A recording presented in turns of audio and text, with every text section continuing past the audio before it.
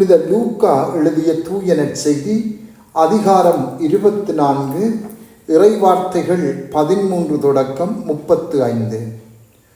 வாரத்தின் முதல் நாள் சீடர்களுள் இருவர் எருசலேமில் இருந்து ஏறத்தாழ 11 கிலோமீட்டர் தொலைவில் உள்ள ஓர் ஊருக்கு சென்று கொண்டிருந்தனர்.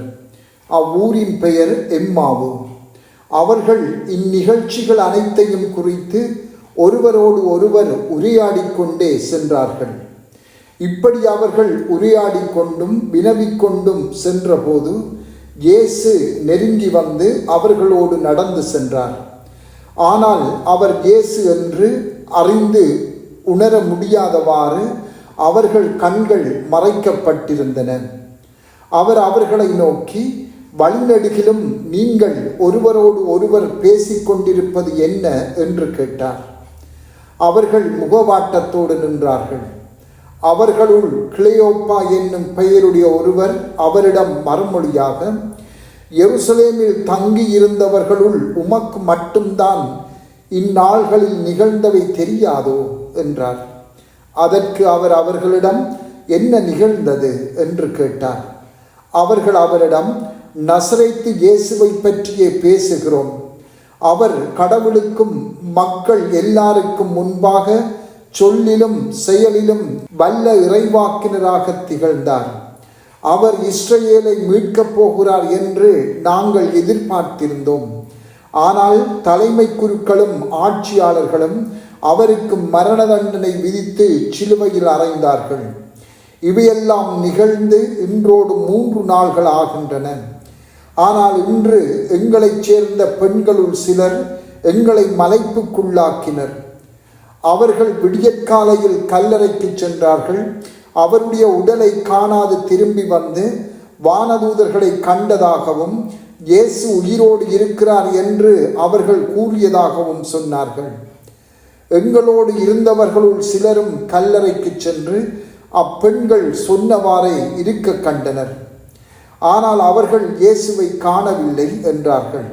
இயேசு அவர்களை நோக்கி, அறிவிலிகளே, இறைவாக்கினர்கள் உரைத்த எல்லாவற்றையும் நம்ப இயலாத மந்த உள்ளத்தினரே, மெசியா தாம் மாட்சி அடைவதற்கு முன் இத்துன்பங்களை பட வேண்டும் அல்லவா என்றார். மேலும் மோசே முதல் இறைவாக்கினர் வரை அனைவரின் நூல்களிலும் தம்மை குறித்து எழுதப்பட்ட யாவற்றையும் அவர் அவர்களுக்கு விளக்கினார். அவர்கள் தாங்கள் போக வேண்டிய ஊரை நெருங்கி வந்தார்கள். அவரோ அதற்கு அப்பால் போகிறவர் போல காட்டிக்கொண்டார்.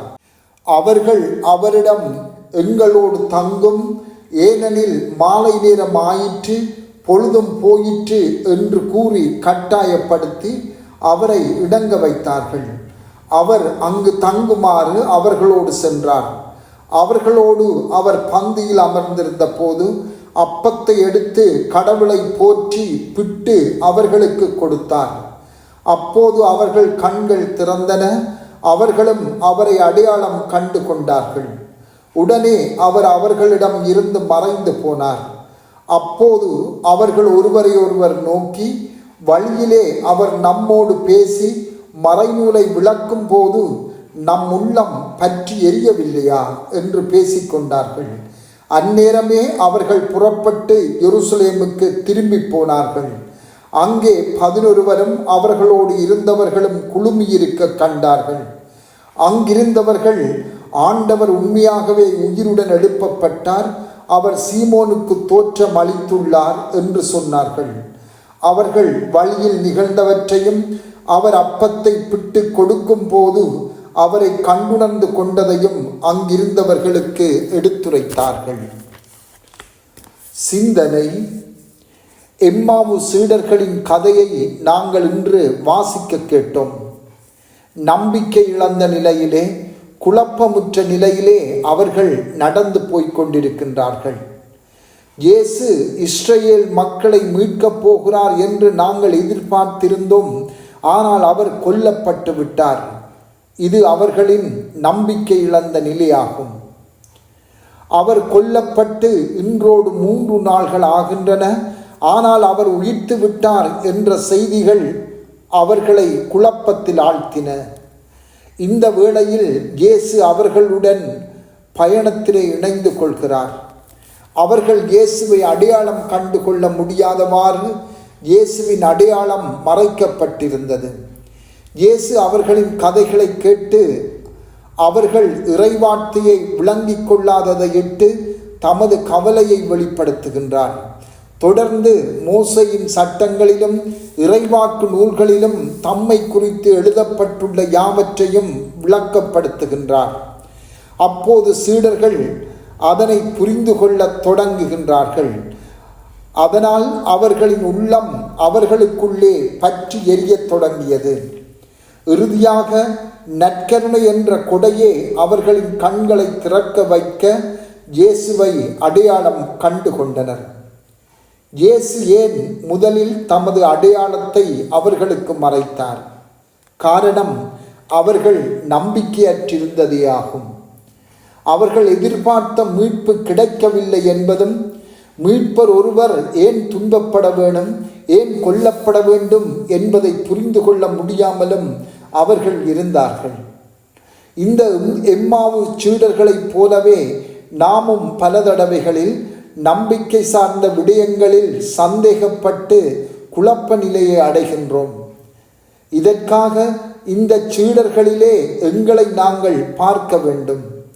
இயேசு அவர்களின் சந்தேகங்களை போக்கி அவர்கள் நம்பிக்கை கொள்ளத்தக்கதாக அவர்களுக்கு இறைவார்த்தையை கற்பித்து அவர்கள் மட்டில் இரக்கம் காட்டுகிறார். இயேசு கற்பிப்பதை அவர்கள் கேட்டு நம்பிக்கை என்ற கொடையை பெற்றுக்கொள்கின்றார்கள். இயேசு கற்பிப்பதை நாமும் கேட்க எப்போதும் திறந்த மனதுடன் இருக்க வேண்டும். அவருடைய சாவும் உயிர்ப்பும் கொண்டு வரும் உருமாற்றும் வல்லமையை நாமும் பெற்றுக்கொள்ள இயேசு கற்பிப்பதை கேட்க வேண்டும். அவருடைய வார்த்தையை கவனத்துடன் கேட்டு அந்த வார்த்தையால் எம் உள்ளங்கள் பற்றி எரிய அனுமதிக்க வேண்டும். இதன் மூலமாகவே நாம் நம்பிக்கை என்ற கொடையில் மேலும் மேலும் வளர முடியும். செபம். ஆண்டவரே, உமது வார்த்தை எம்மில் பற்றி எரியவும் எமது வாழ்வை மாற்றி அமைக்கவும் செய்தருளும். ஆமென்.